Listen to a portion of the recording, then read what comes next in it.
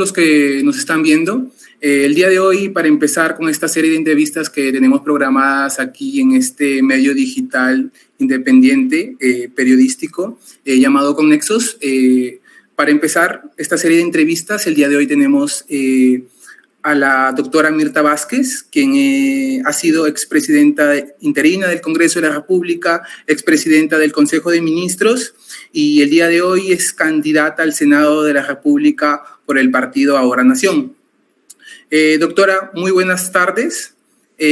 Saludos. Muy buenas tardes, muchas gracias por la invitación y por este momento de intercambio. Ok, doctora, investigando acerca de usted, bueno, es una política conocida que ha tenido mucho protagonismo. Creo que del 2011, cuando estalló este conflicto en Conga sobre la minera Yanacocha, fue un poco más visible su participación en la política. Pero quisiera empezar con algo que tiene, creo, mayor coyuntura y que está más cercana a estos tiempos, que es sobre una posible, bueno, usted está enfrentando una posible inhabilitación por el Congreso por 10 años, que es un informe que fue elevado hace poco a la comisión permanente, que fue debatido debatido entre comillas en la comisión, en la subcomisión de acusaciones. Y quisiera saber, bueno, para empezar con esta entrevista, ¿qué pasaría si de aquí a mañana el Congreso decide inhabilitarla y sacarla de carrera? ¿Cuál sería su postura? ¿Se plantea ese escenario? Sí, muchísimas gracias, Miriam. En efecto, yo quería empezar diciendo que yo vengo no de ser una política de carrera, yo recién entré en la política institucional en el año 2020, ¿no? Antes yo me he dedicado a la defensa de comunidades, la defensa de personas en situación de vulnerabilidad. Y bueno, cuando entro en la política, en realidad mi carrera creció muy rápidamente porque de manera circunstancial, coyuntural, termino siendo presidenta del Congreso de la República. Y yo lo que he hecho ahí es tratar de la manera más escrupulosa posible y sobre todo evitando involucrarme en cualquier acto que sea ni irregular, menos aún ilícito, ¿no? Sin embargo, en el 2021 yo estaba dirigiendo el Congreso, a pesar de que casi todo el Congreso estaba en contra de mi persona, el grupo político Acción Popular, sobre todo, ha sentido siempre una revancha en contra de mi persona porque, en efecto, yo no, durante el ejercicio de mi gestión, no quise darle ninguna gollería a los congresistas, a pesar de que me las pedían, ¿no? Y eso me provocó que el señor Merino me pusiera una denuncia en el 2021 por cosas totalmente absurdas, porque obviamente ellos han buscado cualquier cosa que pudiera ser irregular, no la encontraron, menos aún ilícita, y entonces el señor Merino me ha denunciado por dos cosas en especial, ¿no? Una, porque dice que por mi culpa se contagió el COVID en el Congreso, y eso porque sustenta que yo repartí unos vales en Navidad. En efecto, en lugar de canasta navideña, a los trabajadores lo que se les dio es un vale, y él dice que producto de o por el hecho de haber ido a recoger esos vales hubo aglomeración y se contagiaron de COVID, y que luego ellos contagiaron a otros y murió muchísima gente. Es una acusación que no tiene el mayor asidero legal. Y el otro cargo es que yo intenté subir de escala, es decir, ascender a 9 trabajadores. Intenté, porque nunca se concretó. Y bueno, y por eso es que han llevado adelante la denuncia. Es totalmente absurda, no tiene ningún medio de prueba, pero el Congreso ahora se define, digamos, sus decisiones por la cantidad de votos que tiene. Así que en la subcomisión ya han aprobado una acusación que opina por mi inhabilitación por 10 años, más que si hubiese dado un golpe de Estado. Y entonces eso todavía tiene que pasar a la comisión permanente y luego al pleno del Congreso, donde tendrían que aprobar. Sin embargo, no lo han podido hacer hasta el momento, lo intentaron hacer antes de... Doctora. Sí, antes de Navidad, ¿no? Sí. Ajá. Como usted menciona, perdón que la corte, como usted menciona, dentro de la acusación constitucional, se le acusa por haber, como ha mencionado usted, autorizado ascensos sin aprobación del Consejo Directivo del Congreso y también por aumentos remunerativos, ¿no? Y también por lo que creo que comparto con usted que es algo absurdo sobre la entrega presencial de tarjetas navideñas, que esto habría provocado la expansión de lo que fue la pandemia, ¿no? Uh-huh. Pero usted, ¿cuál es su evaluación? Porque lo que sí parece un poco más serio es sobre la acusación de los aumentos remunerativos y el ascenso de los trabajadores sin aprobación del Consejo Directivo. ¿Usted cree que actuó dentro del marco legal o se saltó algún procedimiento que era adecuado en este tipo de nombramientos? Sí, precisar que tanto el hecho del aumento remunerativo como el hecho de haber ascendido 9 trabajadores es la misma acusación, ¿no? Es una sola. Y en realidad lo que pasó es que 9 trabajadores pidieron su ascenso y yo revisé en realidad con las instancias correspondientes si es que correspondió o no su ascenso y conforme a ley correspondía. El Consejo Directivo no tiene atribuciones para aprobar ascensos. Por tanto, esa es una atribución de la presidencia del Congreso, por eso yo no tendría por qué consultarlo. Ningún presidente somete los ascensos a aprobación del Consejo Directivo, sería realmente un trámite muy engorroso y por eso es que eso no tiene mayor asidero y yo actué en las competencias que a mí me correspondía, pero lo peor de eso es que yo quería que se produzca el ascenso porque correspondía y se frustró, porque hubo reclamos de trabajadores que querían que abramos un proceso más amplio, ¿no? Y ya no alcanzaba el tiempo, entonces para evitar conflictos entre los mismos trabajadores, se quedó sin efecto esa resolución, o sea, nunca se ascendió, nunca hubo aumento de sueldos, nunca hubo ascenso de ningún trabajador. Entonces, por eso yo digo que la acusación es por intento de haber querido ascender a 9 trabajadores, ¿no? Y que además era mi atribución, yo no vulneré ninguna norma, tanto así que hay un informe de Contraloría que dice que no hay nada que investigar ahí, ¿no? Aún así lo han aprobado. ¿Qué puede pasar en ese escenario? Miren, ahorita mi candidatura ya está ratificada en el jurado y si es que a ellos se les ocurre llevar adelante este proceso, en realidad ya ese proceso se produciría cuando mi candidatura está aprobada por el jurado, es decir, que no me pueden retirar de carrera, todavía yo puedo seguir postulando.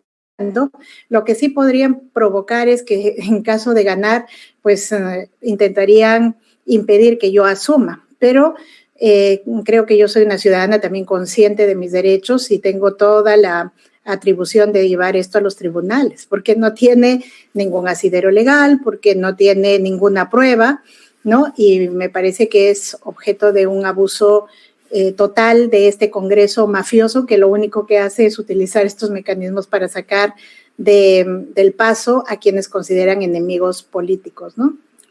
Ok, doctora. Usted, como lo mencionaba al inicio en la introducción de esta entrevista, ha ocupado cargos importantes y menos ocupado, bueno, cargos importantes políticos en periodos de tiempo cortos. También fue expresidenta del Consejo de Ministros durante también el breve gobierno del expresidente Pedro Castillo, ¿no? Yo investigando sobre ese corto periodo de tiempo, usted mencionaba al final porque renunció al cargo, porque aduciendo de que no podía encontrar o no se sentía capaz de poder encontrar los consensos para poder construir en el país, ¿no? En caso de llegar al gobierno, bueno, usted está postulando al Senado, ¿no? Pero en caso de llegar al Senado de la República, viendo la situación actual de la política en nuestro país, ¿cree que está también el Partido de la Nación, usted en particular, en la capacidad de poder construir sus consensos cuando hay más de 30 partidos en carrera y se visualiza un Senado o un Congreso, mejor dicho, muy polarizado y muy dividido? Sí, es una pregunta interesante, ¿no? Porque en realidad con tanta atomización, en efecto, es posible que al Parlamento entren fuerzas que son absolutamente disímiles, y entonces ahí uno dice cómo hacer para construir consensos. Y es muy importante saber que la política justamente es el arte de poder conversar, convencer, ¿no? Yo creo que hay grupos políticos que en definitiva pues no son democráticos, ¿no? Y que va a ser muy difícil poder consensuar algo con ellos. Por ejemplo, Fuerza Popular es un partido que más bien es obstruccionista, que más bien no cree en la democracia, que no cree en los derechos. Veo muy difícil que se pueda consensuar con esos grupos políticos, pero creo que con otros grupos políticos que eventualmente puedan llegar, consensuar siempre es una posibilidad, y no, eso no significa de alguna manera tal vez llegar a acuerdos por debajo de la mesa, o como a veces mal se entiende la política, como este hecho de tratar de intercambiar favores. No consiste en eso. La política sí consiste en buscar acuerdos mínimos, aunque no fuere en todo lo que uno propone, por lo menos se avanza construyendo consensos mínimos para poder ir dando pasos en algunas iniciativas. Creo que los políticos, sobre todo, por eso es tan importante que quien entre a estos espacios sean personas que tienen experiencia, porque la política es un arte, digamos, que se va desarrollando, el cómo llegar a acuerdos, el cómo llegar a consensos, el evitar tener estas malas prácticas de alguna manera, intercambio de favores, en lo que muchas veces los políticos conciben así la política, y no es así, ¿no? Yo creo que a pesar de las circunstancias podemos encontrar escenarios donde se construyan, ¿no? Y yo en mi vida política, digamos, he intentado siempre, y me parece que hay posibilidades siempre, a menos de que ya surjan situaciones muy complejas que ya pues uno no puede seguir adelante, o no hay condiciones como para construir esos mínimos, ¿no? Ok, doctora. Y con respecto al breve gobierno del expresidente Pedro Castillo, muchos políticos de izquierda les cuesta un poco llamar al acto que concebió el expresidente Pedro Castillo el 7 de diciembre como un golpe de Estado. Quisiera saber su opinión respecto a ese hecho. Sí, miren, yo lo dije desde un inicio y lo voy a volver a repetir. No se podía combatir a un Congreso golpista con otra medida antidemocrática. El hecho de querer cerrar un parlamento o las instituciones del Estado es un acto antidemocrático, y creo que hay que llamarlo por su nombre. Me parece que fue una terrible equivocación del expresidente Castillo, un mal asesoramiento, porque no podíamos, en todo caso, comportarnos como esta derecha golpista que sí estaba intentando sacar al presidente desde un primer momento, no lo dejaban asumir. Bajar a ese nivel en realidad es un error, y creo que en el marco de lo institucional uno debe conservar esos márgenes mínimamente democráticos para poder gobernar y tener la legitimidad también que necesita de la población, ¿no? Lo otro me parece que da como resultado lo que tenemos actualmente, ¿no? Que simplemente se impone el que tiene poder frente a situaciones erróneas, ¿no? Así es. Doctora, también, como mencioné nuevamente al inicio, su mayor visibilidad política se dio durante este conflicto que hubo sobre el proyecto minero en Conga, ¿no? Usted defendió a la ciudadana Máxima Acuña frente a la minera Yanacocha, y fue una de las voces vinculadas, ¿no?, a esa resistencia social y política que hubo frente a este proyecto minero. Hace poco, he estado revisando algunas entrevistas que ha tenido en estos días. La entrevistó Paolo Benza, donde le pregunta sobre, el premier Ernesto Álvarez ha mencionado de que se está ya ejecutando minería ilegal en esta zona. Sí. Y la pregunta que se le hizo en la entrevista de Pablo Benza fue sobre que si no era mejor que una empresa grande, formal, ingrese a explotar estos recursos en esta zona para que el Estado pueda fiscalizar mejor que terminar fiscalizando a muchos, a cientos de mineros ilegales. Y usted respondió que no se podía caer en esa disyuntiva de elegir lo uno o lo otro.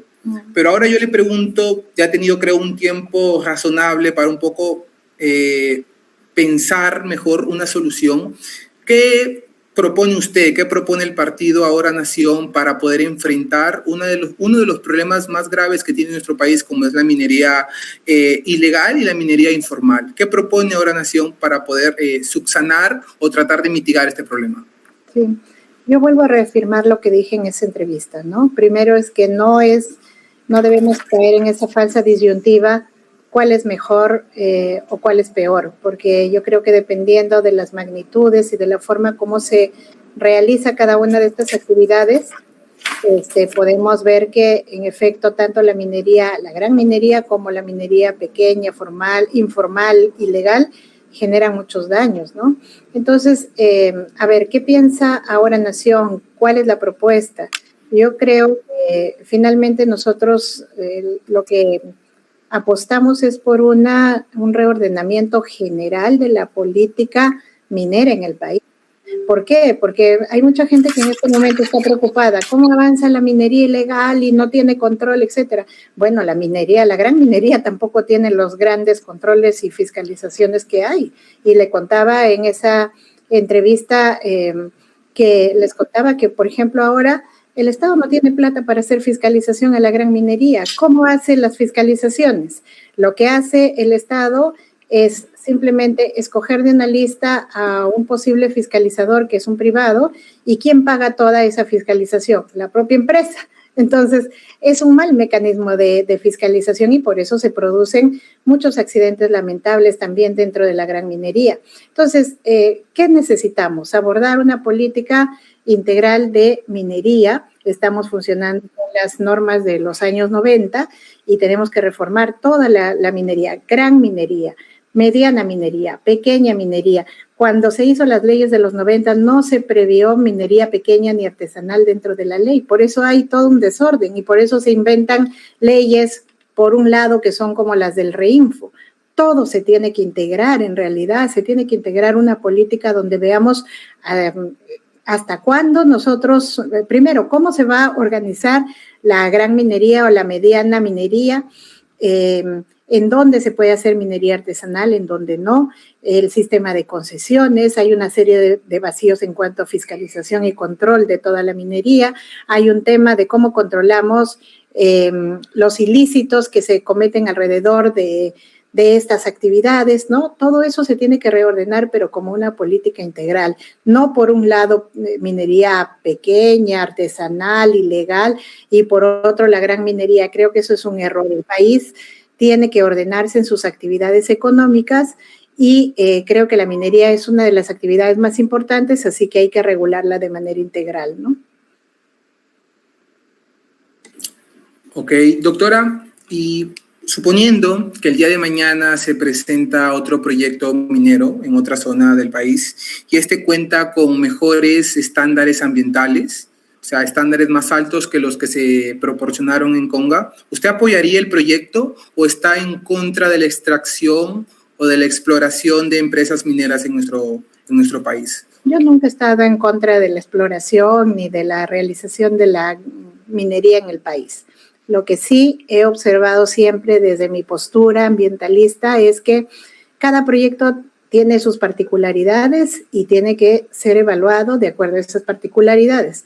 No es lo mismo un proyecto, por ejemplo, que se ubique en cabecera de Cuenca que un proyecto que se va a realizar en una zona simplemente desértica donde no hay perjuicio para nadie, ¿no?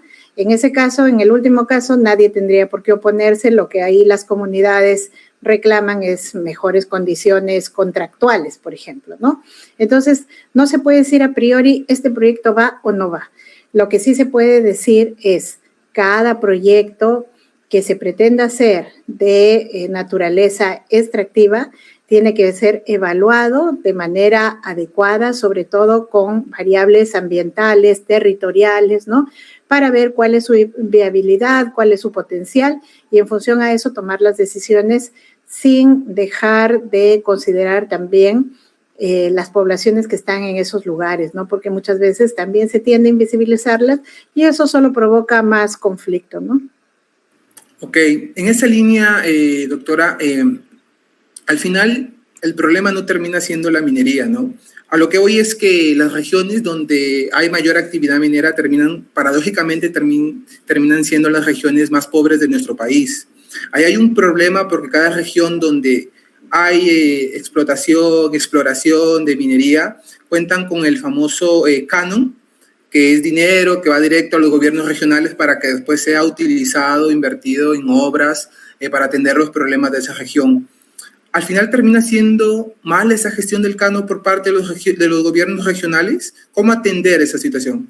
Sí, mira, ahí hay un doble problema, ¿no? Es verdad que también gran parte del problema es la ineficiencia de los gobiernos regionales, en muchos casos hasta corrupción, ¿no?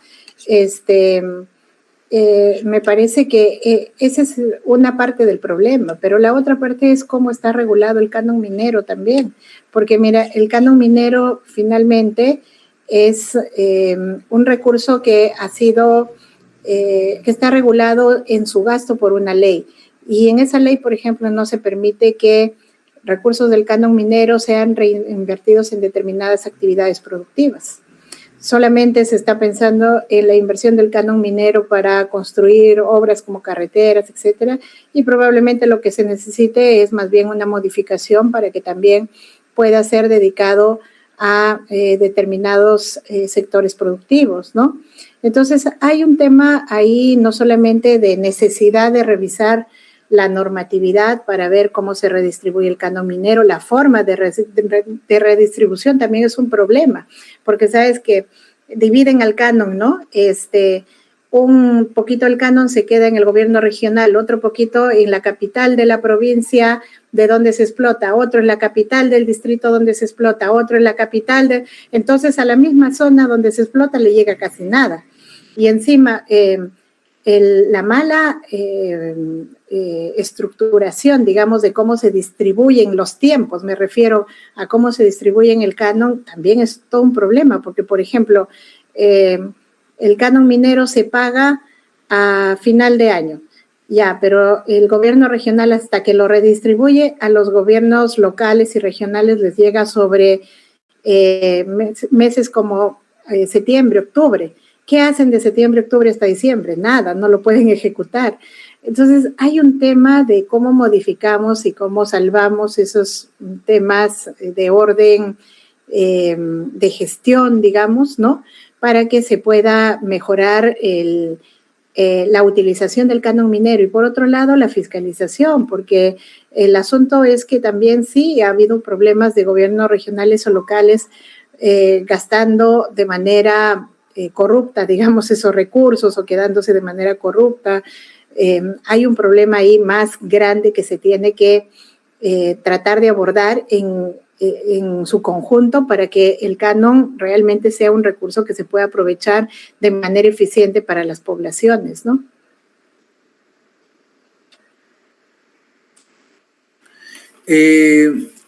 Bueno, pasemos un poco a hablar sobre lo que es el acontecer político y social de nuestro país. Usted ha señalado hace poco que sobre el presidente José Gerí, de que el país no necesita, lo leo textualmente, el país no necesita un presidente que sea una marioneta de nadie. Voy a ser un poco ingenuo, pero quiero que lo diga usted. ¿De quién es marioneta el presidente de la República?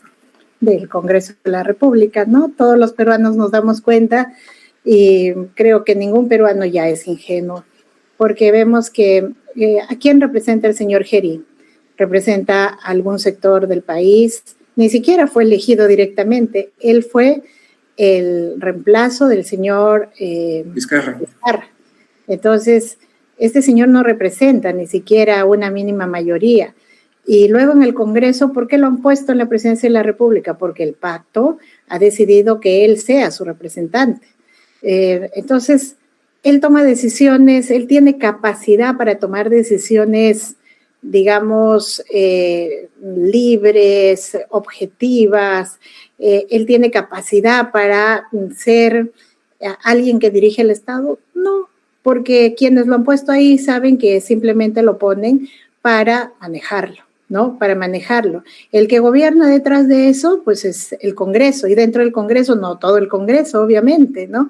Sino los grupos que tienen más poder, entre ellos el señor Rospigliosi, pues es el verdadero, aquel que maneja la marioneta, ¿no? Y pues a mí me parece que en un país donde todavía creemos en la institucionalidad democrática, no podemos tener figuras decorativas, ¿no? Y el señor Geri es eso, una figura decorativa, distractiva en todo caso, ¿no? Porque ni decorativa se la puede llamar. Doctora, entonces, ¿usted es, por decirlo así, pro vacancia?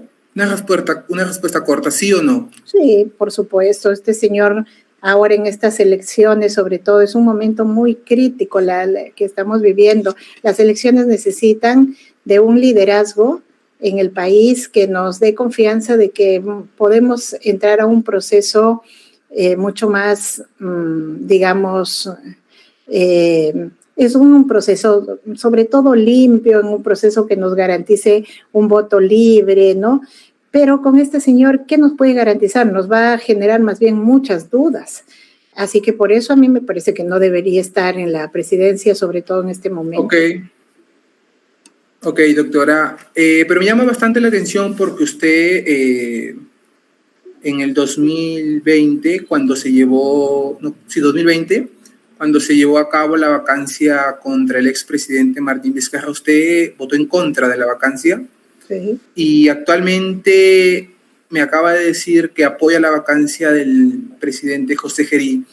¿Por qué? ¿Cuál es ese cambio, el contexto, el personaje que está en la presidencia?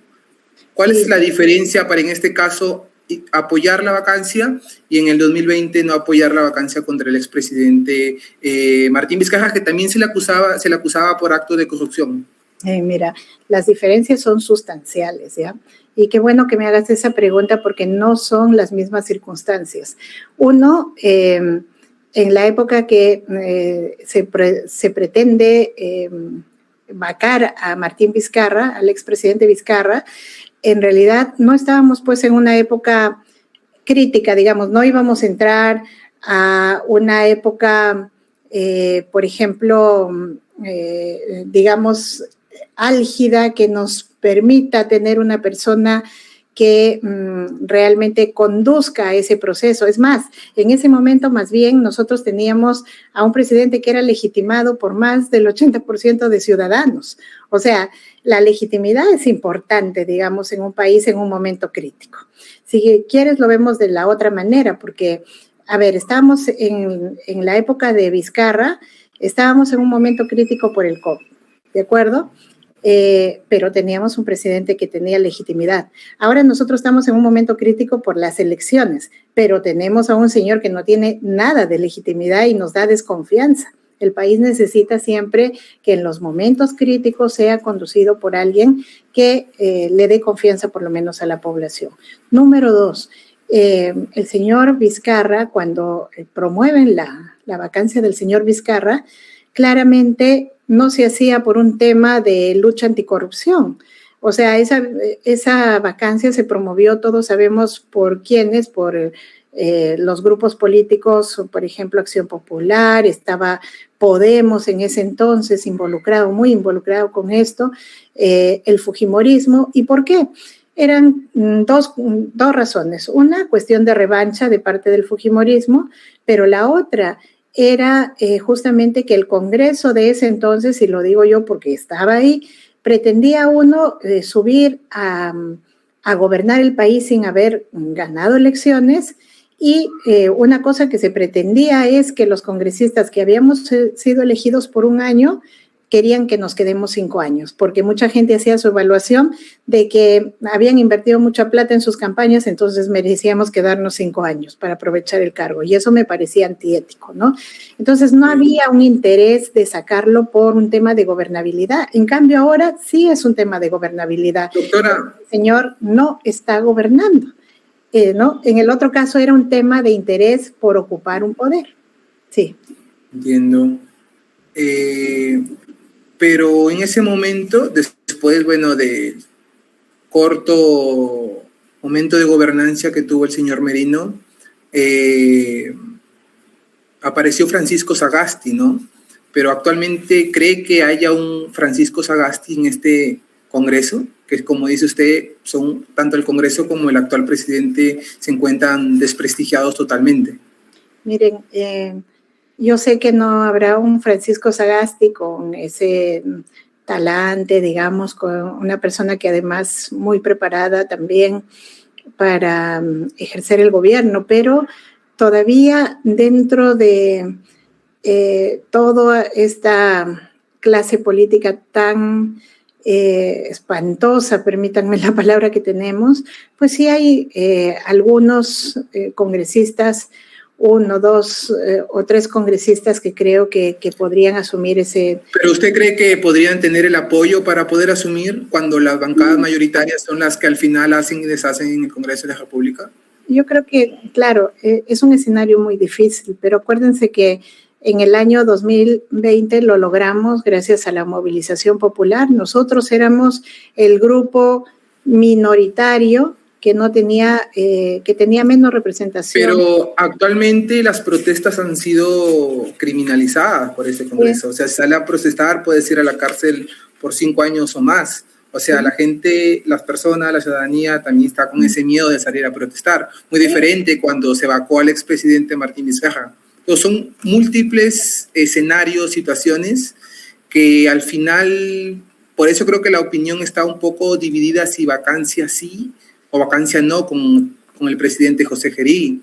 Porque sí, si bien hubo un apoyo importante al inicio, ese apoyo ha ido disminuyendo, pero todavía hay un porcentaje, creo, considerable que dice no solo que lo aprueba, sino que debería continuar hasta julio del 2020. Sí, yo creo que mucha gente no es que lo apruebe, pero sí tiene miedo a justamente pasar a un estado peor, digamos, a una situación peor, que es posible en este Parlamento. O sea, este Parlamento con la mayoría que tiene y sin reacción de la población podría ponernos a alguien peor, el señor Rospigliosi, la señora Mari Carmen Alba, ¿no? De hecho, lo están barajando.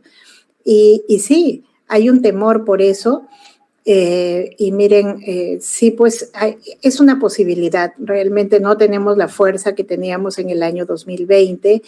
Y lo que sí yo creo que toca es que la población finalmente o algunos sectores intentemos hacer presión porque lo que vayan a decidir no nos ponga en una peor situación a la gente, ¿no? Porque creo que este Congreso no está pensando nunca en función a qué es lo que le conviene al país, sino qué es lo que les conviene a ellos realmente. Y ahí entiendo tu punto de la desconfianza y de mucha gente que dice, ¿para qué pedimos un cambio si nos pueden poner a alguien peor todavía, no?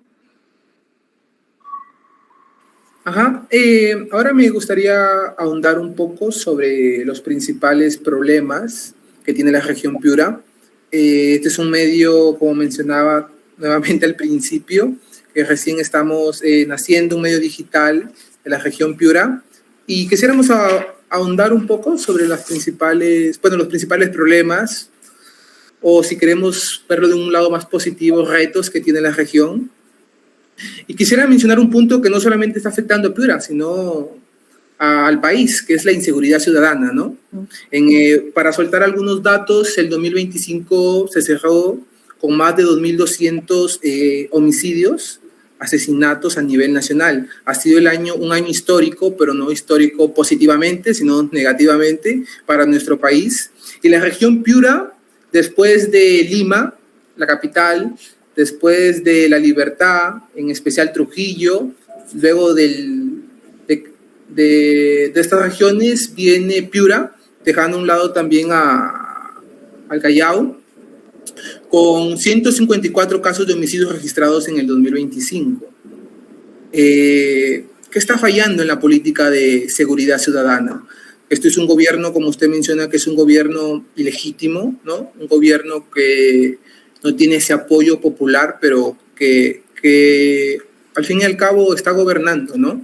O le modifico la pregunta, ¿qué piensa hacer ahora Nación? Yo sé que usted no es especialista en seguridad ciudadana, pero dentro de los cuadros que ha armado el señor López Chau, está el señor Harvey Colchado, que es especialista en seguridad ciudadana, ¿no? Bueno, ha trabajado en la Policía Nacional en divisiones importantes, pero ¿cuál es el plan para poder atender la grave crisis de seguridad que tiene nuestro país? Sí, es una pregunta muy importante porque la seguridad es una cuestión no solamente básica para que el país pueda desarrollar, sino que es un problema que se ha vuelto creo que es el principal problema que se tiene que afrontar en todo el país y sobre todo en las regiones del norte, ¿no? Piura, Trujillo, por ejemplo, La Libertad en general, son dos regiones identificadas después de Lima como aquellas que tienen muy altos índices de criminalidad organizada. ¿Qué hacer frente a esto? Miren, en Ahora Nación hemos estado pensando en un plan integral porque tenemos nosotros, de hecho, a gente experta en temas de seguridad operativa, ¿no? Por ejemplo, el coronel Harvey Colchado es un experto operativo, digamos, para actuar, para ejecutar una serie de planes y su trabajo ha sido muy exitoso. Pero el tema de la inseguridad hay que tener en cuenta que pasa por un aspecto mucho más integral, ¿no? Una cosa fundamental es que ahorita de corto plazo lo que necesitamos es derogar las normas que le dan protección política a los criminales. Eso es una cosa inmediata, digamos, porque si no, no vamos a poder, por ejemplo, ¿cómo es que se lucha contra la criminalidad si ni siquiera puedes allanar la casa del criminal, ¿no? ¿Cómo se lucha contra la criminalidad si es que no le puedes incautar sus bienes? Eso está contenido en las leyes que el Congreso ha aprobado. Esa derogación como un aspecto muy inmediato. Pero luego hay que pensar en un plan de mediano largo plazo, que incluya, por ejemplo, una cosa que se ha identificado es que ahora no tenemos claramente quién lidera en el país la política contra la inseguridad ciudadana. ¿Quién la lidera? A veces sale el señor Gerí a patear puertas y eso no quiere decir que él tenga que liderarla. Es más, es un error. Es un error que una persona así salga a querer liderar una política sin entender nada, patear puertas, amanecerse de madrugada para que el día siguiente se la pase durmiendo, no es ninguna medida y no expresa ningún tipo de liderazgo en esta política. Y luego, doctora, sí. Y dentro de ese plan que tiene...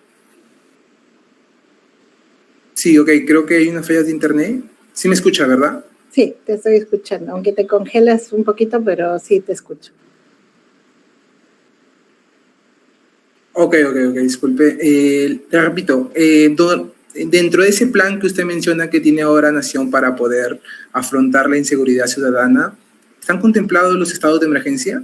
No. Que parecen ser, no sé, algo que atrae mucho a este gobierno y al gobierno también de la señora Dina Boluarte, ¿no? Estados de emergencia y la famosa mano dura, o se piensa en otras acciones, o también se piensa en una reforma estructural de la Policía Nacional. Sí, más bien es lo segundo, porque nosotros no estamos por estos mecanismos populistas de utilización de mano dura, de poner estados de emergencia, de sacar a militares a las calles, porque eso, además ya todos lo hemos visto que no genera ningún tipo de resultado, son medidas populistas.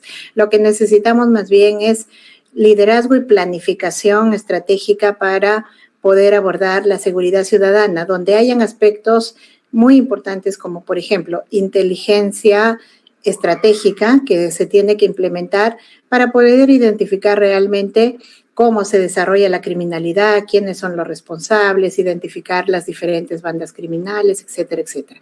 Pero lo otro es lo que tú dices, que es muy importante. La criminalidad, la inseguridad y la criminalidad tiene que ver mucho con el tema de corrupción. Por ejemplo, la policía, ¿por qué no puede hacer acciones eficientes contra la criminalidad? Porque los propios policías, muchos de ellos, no todos, pero muchos de ellos están también engarzados en estas bandas criminales, o alquilan las armas, o son los que generan los famosos soplos, ¿no? Cuando se va a intervenir alguien, ya resulta que no encuentras a nadie porque la corrupción está enquistada dentro de la policía. Por eso es que hay que caminar hacia la reforma policial, pero como no vamos a hacer la reforma de la noche a la mañana, tenemos que empezar también con algunos aspectos en los que sí podamos ir avanzando. Por ejemplo, cambiar el sistema de control y denuncia de los propios policías. Ahora, ¿cómo se denuncia a los policías? Vas a inspectoría y en inspectoría te recibe otro policía que finalmente termina archivando la denuncia del colega. Ese sistema no sirve. Necesitamos un sistema, implementar un sistema independiente que pueda controlar, fiscalizar, pueda promover investigaciones contra policías que están presuntamente vinculados a estas redes criminales, ¿no? Entonces, esa es una medida, por ejemplo, concreta. ¿Qué otra medida concreta? Que se puedan establecer también operativos de contrainteligencia. ¿Qué significa eso? A la vez que tú vas formando grupos de inteligencia para que actúen contra la criminalidad, tienes que ir en el interno de la policía también haciendo contrainteligencia para saber si están haciendo bien su trabajo o se vuelven a vincular esta gente con las bandas criminales, ¿no? Alguien tiene que estar controlando ahí. Hay una serie de planteamientos muy interesantes en planificación, liderazgo, en el tema que tiene que ver con el asunto de poder abordar, por ejemplo, también la capacidad operativa, que tengamos comisarías implementadas. Ahora lo que tenemos son comisarías que no tienen ni para pagar el teléfono. Entonces, ¿a dónde llamas cuando tienes una emergencia? Porque nadie te contesta porque el teléfono está desconectado, no lo han pagado hace años, ¿no? El tema de implementación y mejoramiento operativo también es un asunto que va a tener que hablarse para la lucha real de la criminalidad organizada, ¿no? Ok, sí, con los porcentajes también de percepción de inseguridad que superan el 70%, la ciudadanía está atemorizada por la situación actual. Sí. Pero otro tema también que aqueja mucho a Piura es el acceso al servicio de agua potable, que es una situación, bueno, un problema que ya tiene muchos años, ¿no? Solo el 16% de la población piurana tiene acceso a agua potable las 24 horas del día. ¿Algún proyecto en específico, concreto, que impulse el partido para poder atender esta situación?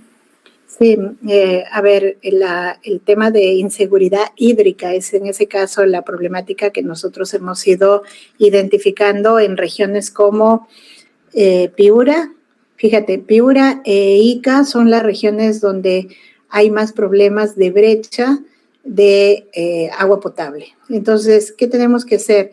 En realidad hay varias cosas porque tiene que ver esto con cómo impulsamos y el Congreso prioriza en los presupuestos públicos que se aprueban para el Estado, cómo se prioriza, digamos, proyectos de agua potable para estas regiones que están con problemas de estrés hídrico, con una brecha muy amplia de cobertura de agua potable, y cómo hacemos para discutir proyectos, porque mira, ahora se discuten grandes proyectos por ejemplo, de embalses de agua, pero no para la población, sino para los megaproyectos, por ejemplo, agroexportadores, etcétera. Entonces, lo que se necesita sí es impulsar estos proyectos de gestión hídrica, pero para cobertura de agua potable y para cobertura sobre todo de actividades primarias de la población.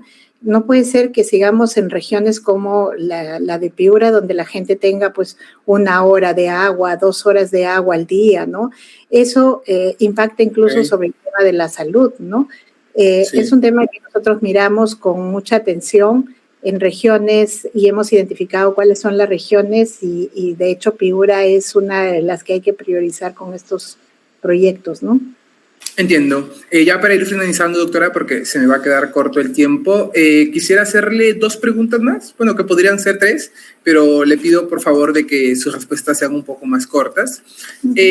Primero, sobre Petroperú, la situación, este gobierno está impulsando lo que para muchos, y yo comparto también la misma opinión, una especie de privatización encubierta, ¿no? ¿Cuál es su opinión en particular y la opinión del partido?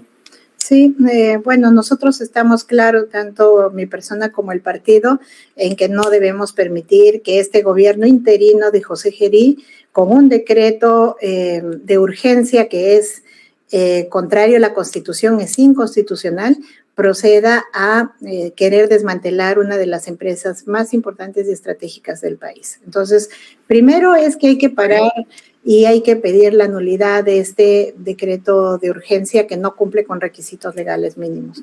Segundo es que me parece que Petroperú es una de las empresas más importantes que tenemos y que maneja un recurso estratégico que implica incluso la cobertura y poder abastecer a poblaciones muy alejadas del país en algo tan importante como el combustible. Entonces, creo que hay que pensar básicamente en el rol que cumple la empresa para que podamos decidir qué destino queremos darle, porque mucha gente dice hay que vender nomás, pero no se sabe que es un recurso estratégico y de seguridad nacional el que se está debatiendo. Número 3, creo que hay que mirar una serie de opciones, incluso la asociación público-privada, etcétera, pero donde no perdamos como Estado el control de una empresa tan importante como la de Petroperú. Es una de las opciones que debemos mirar. Hay una serie de estudios que dicen cómo sacar a la empresa adelante. De hecho, ya se estaba logrando que esta empresa empiece a rendir índices mucho mejores, digamos, en estos últimos meses, y que lo que vemos ahora es que más bien hay una intención de prácticamente llevar a esta empresa a un ahogamiento para justificar un remate de bienes que además a los peruanos nos ha costado muchísimo dinero, ¿no? Así es, doctora. Para finalizar, hay un tema, aquí sí le ruego la respuesta más corta, sé que es un tema complejo, pero sobre el caso de la congresista Milagros Aguayo y esta exposición de niñas con sus bebés en una especie de refugio que tiene la congresista. ¿Cuál es su opinión al respecto? Usted es una candidata muy involucrada en lo que son la defensa de los derechos, no solo ambientales, sino humanos. Sí. Y en los derechos que tienen que ver con poblaciones como mujeres y niñas, ¿no? Y a mí me parece un acto criminal, hay que llamarlo por su nombre, un acto criminal e inhumano, lo que ha promovido esta señora, porque esta señora lo que está promoviendo es que criaturas que han sido violentadas brutalmente, como es en actos de violaciones, además sean castigadas y sancionadas, volviendo a las madres, arriesgando su vida y arriesgando su salud emocional, porque una criatura no está preparada para criar a otro niño. La política responsable debe ser cómo atendemos esos casos de violación a tiempo, para interrumpir este tipo de consecuencias y cuidar más bien la salud y la integridad de una criatura que ya sufrió un acto brutal. El Estado tiene la obligación de protegerla y no de torturarla, porque que quede claro, el hecho de someterla a un embarazo forzado es un acto de tortura. Ok, doctora, muchísimas gracias por este tiempo que nos ha brindado. Y muy amable, ¿no? Espero que más adelante también tenga esa disponibilidad y el tiempo para podernos reunir. Muchísimas gracias. Muchísimas gracias a ustedes y mucha suerte con su programa.